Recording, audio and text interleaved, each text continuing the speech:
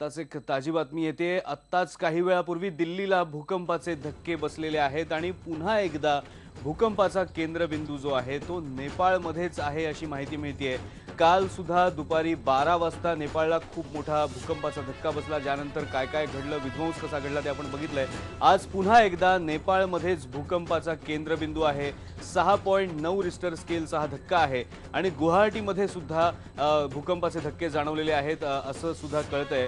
आणखी काही दिवस हे भूकंपानंतरचे जे धक्के आहेत, ज्याला आफ्टर शॉक्स म्हणतात, ते जाणवण्याचा तज्ञांचा अंदाज आहे। पण ही तीव्रता जी आहे भूकंपाची किंवा आफ्टर शॉक्सची ही खूप मोठी आहे। नेपाळमध्ये भूकंपानं मृतांचा आकडा 2000वर, 4700 जखमी, ढिगाऱ्याखाली अजूनही शेकडो अडकले। आयबीएन नेटवर्कचे करस्पॉन्डंट सर्वात आधी ग्राउंड झिरोवर।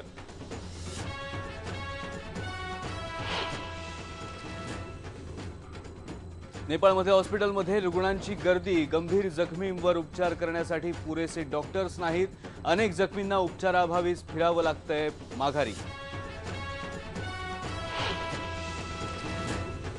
माउंट एव्हरेस्टवर 65 गिर्यारोहकांचा मृत्यू झाल्याची भीती, बेस कॅम्पवर अडकलेल्यांच्या सुटकेसाठी हेलिकॉप्टर्स तैनात, जवळपास 1000 जणांची सुटका करण्याचं आव्हान।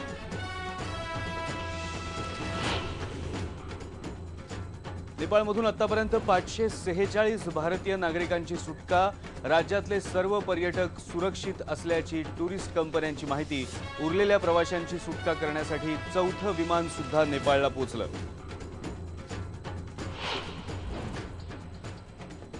या संकट काळात भारत नेपाळच्या मदतीला, पंतप्रधान मोदींनी दिलं आश्वासन। भूकंपग्रस्तांच्या मदतीसाठी भारतानं सुरू केलं ऑपरेशन मैत्री, तर देशभरातून नेपाळमध्ये पाठवली जात आहेत अन्न आणि औषधांची मदत। भूकंपग्रस्तांना मित्र आणि परिवाराशी संपर्क करण्यात मदत होण्यासाठी सोशल मीडियानं सुद्धा लावला हातभार। गुगलनं लॉन्च केली पर्सन फाइंडर वेबसाईट, तर फेसबुकवर सेफ्टी चेकचं फीचर।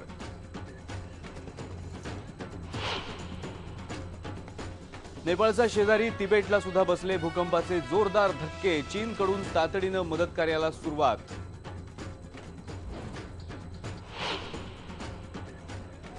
केदारनाथ नंतर आजपासून बद्रीनाथाची कवाडं उघडली भक्तांसाठी, भोलेनाथाच्या दर्शनासाठी पहाटेपासूनच लावल्या भाविकांनी रांगा।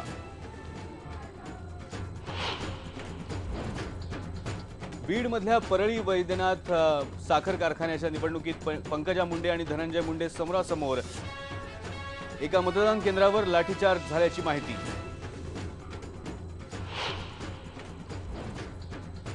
कोण होणार टीम इंडियाचा कोच? आज बीसीसीआयच्या वर्किंग कमिटीची बैठक, अनेक दिग्गजांची नावं चर्चेत। राहुल द्रविड आणि सौरव गांगुलीचं नाव सर्वात आघाडीवर।